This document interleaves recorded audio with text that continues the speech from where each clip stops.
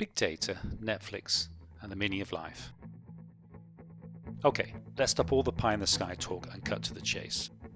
Every LSP worth its salt will be using the word quality over and over again on its website.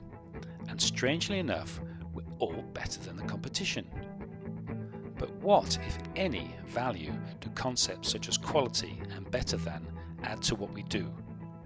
What we should be doing is helping to communicate our clients' value globally. Communicating transcended the realms of TEP translation workflows long ago.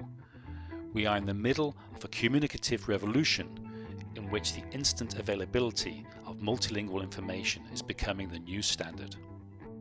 And the world has an insatiable appetite to communicate. Take for example Nigeria.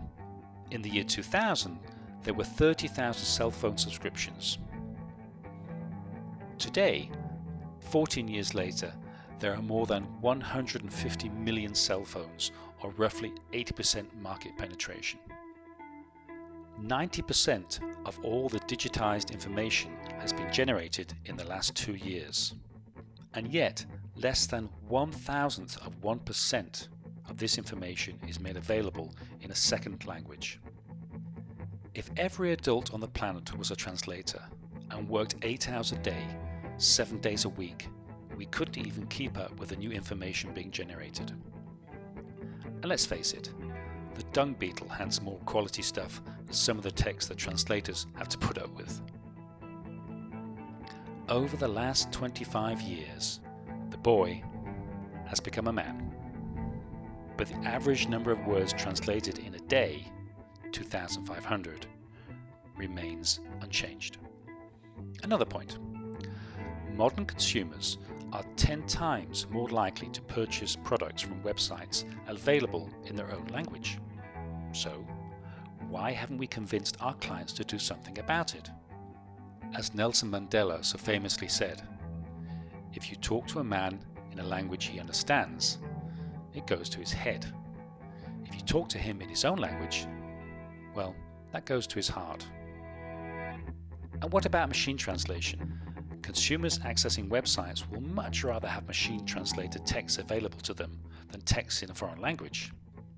And they are indifferent to spelling mistakes, poor grammar, and no punctuation.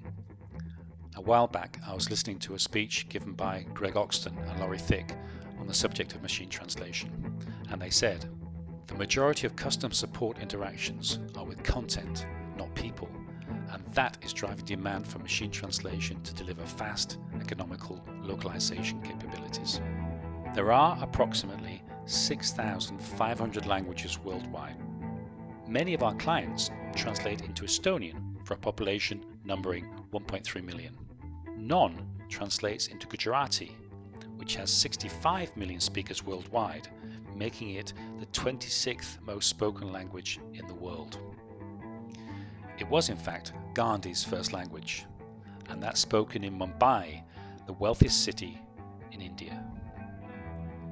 In fact, there are more billionaires in Mumbai than in Shanghai, Paris, and Los Angeles. While procurement managers argue with us about translation budgets, we are faced with the paradox of companies being more than happy to spend billions on branding, while at the same time seeing translation as a cost, not a profit center. Linguistic intellectual property remains in the translation silo. It is not disseminated, and the other stakeholders do not benefit from it. For example, these same companies have employees spread all over the world using English as a means of communication.